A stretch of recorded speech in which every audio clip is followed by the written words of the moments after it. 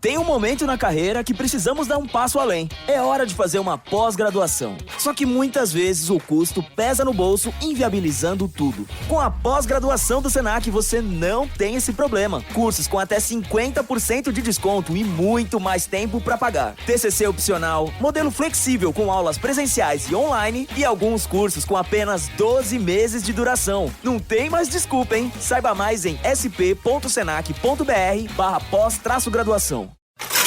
It's more money with leading economist Steve Moore. Now, here's your host, Steve Moore. Welcome back, folks. This is the More Money Show on WABC. Now I want to get to our policy and politics section that we do every week, and I've got two of the smartest guys around to talk about that. John McLaughlin, who is one of the nation's premier pollsters. He did much of the polling for the Trump campaign in recent campaigns. And so, John, thanks for joining. And then Phil Kerpen, who is the president of American Commitment. He also works with me putting together the daily hotline that is put out by Unleash Prosperity. Gentlemen, thanks so much for joining.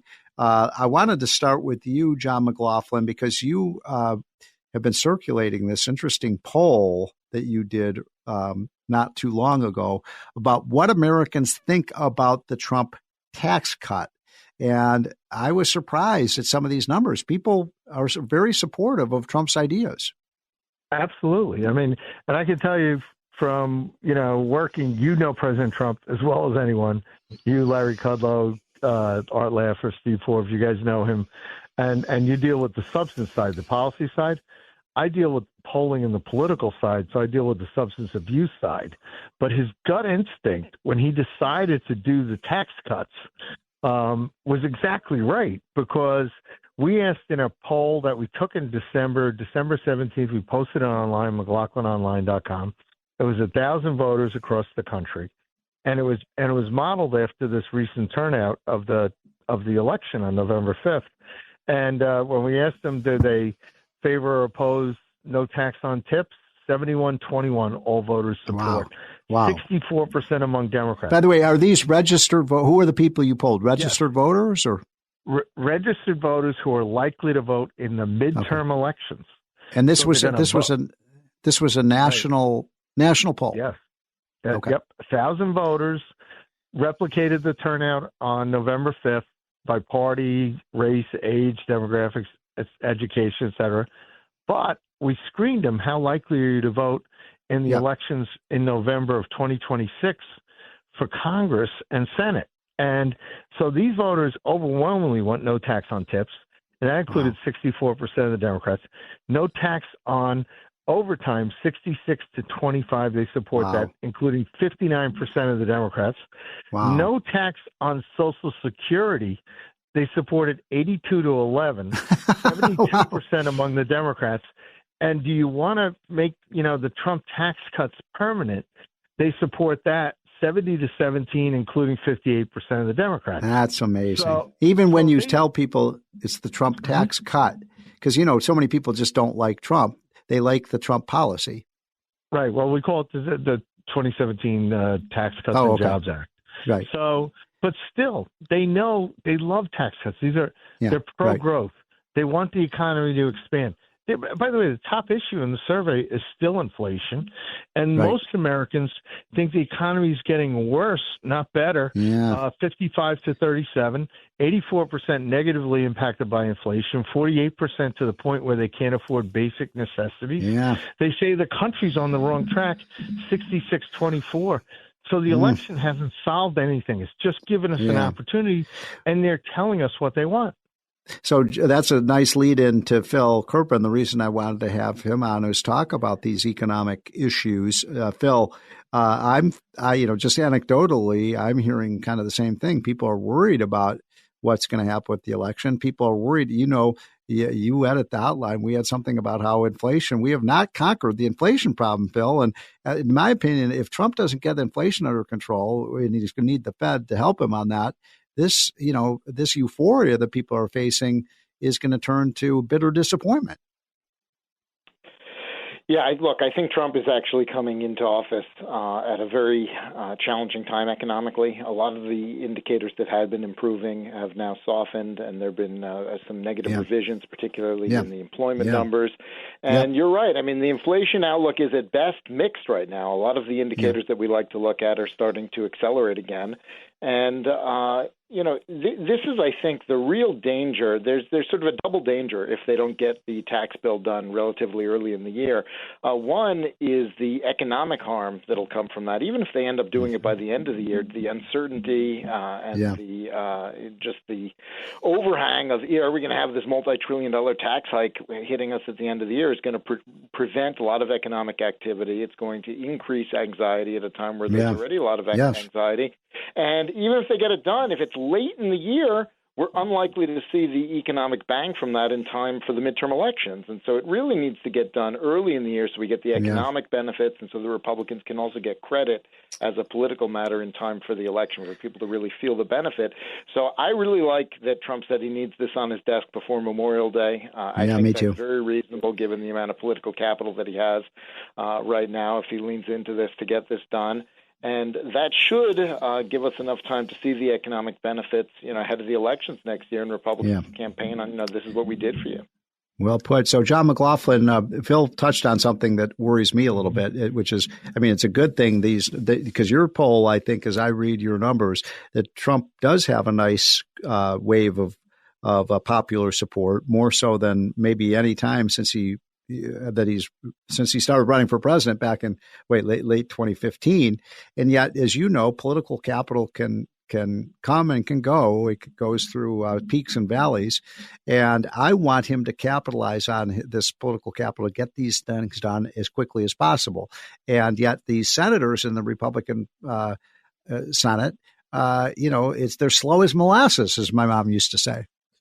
Right. And you're exactly right, because those of us who are old enough to remember, I used to work for Arthur Finkelstein, who worked for Reagan.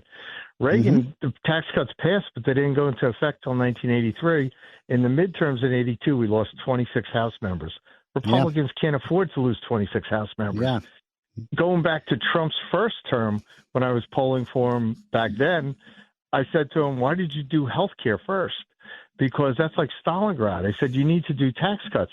And he told me that, McConnell and Ryan had told him he needed the savings from the health care. And I was like, that's our money. You need to do tax cuts. So he did the tax cuts. It passed in December of 2017, too late to help us with the 18 midterms. And we lost both the House and the Senate, and we got impeached. So let me tell you, John Thune, who I polled for, if Thune wants to be the minority Senate leader, he can slow this down, and he'll be the minority Senate leader because 20 Republicans are up on it, 33, and the House will be toast in the House. So I want to change the subject for a minute. We have John McLaughlin, the premier pollster in this country, the one I listen to most often, and Phil Kerpen, who is a sidekick of mine at Unleash Prosperity. He runs the group American Commitment. And he also became, one of the world's experts on COVID. And right from the start, Phil had the story right. And I bring that up for two reasons, Phil. One is we have this new virus, these new strains of virus, which I guess we used to call the flu. And I'm seeing all these reports about states having, new mask laws and this and that. Are those going to? How concerned should people be about the flu this year? And do we need to have mask requirements? Do we need to shut down schools? I mean, what are these guys going to do? Well, we've had kind of a different respiratory virus season this year, as opposed to what we've had the last few years. In that we have a lot of flu activity right now. We have a lot of RSV activity. We still have very low coronavirus activity. So this is really like... so hold on. So you're saying that this flu that people are experiencing, because my wife was sick for, almost a week. It's probably an actual flu. It's not COVID. It's probably an actual influenza virus. More likely. Okay. I mean, there's still some coronavirus circulating, but this is the first winter in years where the dominant virus is not the coronavirus. It's really, there's a lot of RSV and there's a lot of flu A right now that's going around. The good news is those have both peaked. They both peaked, it looks like, about last week. Oh, good. And so, we're hoping it'll taper off quickly. Masking is a quasi-religious ritual now for people, Right. particularly on the political left in California and New York and some other places. But the evidence is very clear that it's not effective for preventing the spread of respiratory viruses. And in fact, it may be counterproductive in some cases, because if you have somebody who feels sick and they think, oh, I can go out and meet and mingle with people because I'm going to put a mask on, they're really doing the people that they interact with a disservice when they should be staying home. And this is one of the things that I hope when Trump's people get in and Dave Weldon takes over the CDC and he gets maybe RFK in at HHS, I hope they can fix all of these recommendations and everything on the CDC site to actually be evidence-based instead of still having all the stuff about masks on there. So, Phil, before I turn it back to John McLaughlin, I've been getting some emails from folks about the possibility of a pardon for Anthony Fauci. I think he's one of the great villains of our time. I don't believe there has been a pardon yet, but do you think he should get a pardon? And do you think it's coming? Definitely not. He should not. And I don't think he will, just because I think that he wants to claim he did nothing wrong, and they don't really think Trump's going to prosecute him. But, I mean, the guy committed perjury. There's no question about it. Multiple occasions he perjured himself. It's pretty clear at this point that he was using U.S. taxpayer dollars to fund virus research activities at the Wuhan Institute of Virology that may or may not have been related to the origin of the virus. We may never know that definitively because of all the evidence that was destroyed, but he no doubt went into panic mode and repeatedly lied about his role in that. And I think that's a lot of why our response was so panicked and poorly thought out. And so he's a bad guy, should not be pardoned. But if Biden actually pardons him, that'll sort of be a confession of sorts, right? So that would be interesting. That's true. One quick bit, just in 30 seconds, Phil. We've got a new national health team coming in place. Some of these people are people you've worked with. It seems like it's a pretty good public health team that Trump has assembled. Yeah, I'm really optimistic about them. I think Marty Makary is going to be excellent at FDA. He's one of the only ones, when there was this question about does getting infected with the virus confer immunity. There were all these debates about whether it does. He ran the study. That showed it does. And you need people who are actually willing to answer these important questions with evidence. So having someone who's focused on facts and evidence taking over FDA is great. And I'm really excited about Jay Bhattacharya as the nominee for NIH. Jay is someone that we worked with pretty closely, and actually he co-signed the amicus brief that my group did to the Supreme Court in the vaccine mandate case, which was actually mentioned at oral argument and I think had a pretty good impact. And so Jay is absolutely top-notch. And the thing about him that's amazing, it's like a goal for me to someday be as even-tempered as he is. I mean, he was targeted for all kinds of over-the-top personal invective and hatred. Yeah. And they said, we're going to all of it. But he never responded in kind. He was always fair and charitable to his critics. He was. Really, really. Well, let me just. Yeah, I agree with you. He's a great guy, and I think he's so professionally able to do this job. A great pick. John McLaughlin, swinging it back to you. Donald Trump has made some comments about Panama Canal and taking over Greenland, and Canada being the 51st state, and. What do you think about that? He's been, a lot of conservatives like what he's saying, but the media seems to be blasting him for this. What's your take on all this? I think he's talking about American security. I mean, when you put it all together, we're facing threats from Russia and China. That's why Greenland's important. Plus, they might have the rare earth minerals up there. Panama Canal, it's an unreported story, but you've got the Chinese at both ends of the Panama Canal. They could shut it down. Yeah. We could never get aircraft carriers or military ships through our own canal that we built that sacrificed American lives. And then when you talk about. By the way, is his policy, John? Hold on just a sec. Is that policy that he's proposed? I don't exactly know what he's proposing with the Panama Canal, but you're right. Why should Chinese ships have access to the canal over American ships when we built the canal?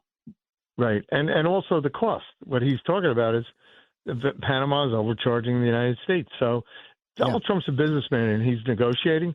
But it's not just economic, it's our security. Mm-hmm. And China's got a military base in Cuba. All this is going on while Joe Biden's been asleep. And Trump, Canada is our closest ally in the North, but they rely on us to defend them. And, so right now we live in a dangerous world, and Russia is they're in a 3-year war with Ukraine, and China is talking about taking over Taiwan, which is why if they shut down the canal, we got a problem. So there's, Donald Trump is talking about making the United States safe and secure again. That was one of his mandates from the people why he won. And that's what he's doing. So he's got health care like Phil's talking about. Phil was great after the 2020 election, what he's done. And, you're talking about tax cuts. Trump's got the whole package. I mean, he's got a lot of problems he's going to fix. Yeah, no, I think you're exactly right. That one last question, our last 30 seconds to you, John McLaughlin. Joe Biden mercifully is going to be leaving the White House in a week. What do you think his legacy will be? What do the American people think of Joe Biden at this point? He's the worst president in our lifetimes. I mean, he makes Jimmy Carter even worse than Jimmy Carter. Jimmy Carter was a decent man. He was a failed president. I mean, he gave away the canal, and that's why he lost. But Biden's corrupt. He's a failure. He's leaving. He's leaving a weak economy. He's leaving us vulnerable to terrorists and our enemies, existential enemies. And we've never seen an open border like this and the crime like we've seen in the country. So he's just history needs to properly put him in perspective and think about the corruption where he had to pardon his own son to protect himself and the rest of his family. Yeah, that's so true. Well, relief is coming, folks. We got a reliever coming in. We got Mariano Rivera coming in to make our country great again. And Phil Kerpen and John McLaughlin, thank you so much. And folks, this is the More Money Show. We'll be right back.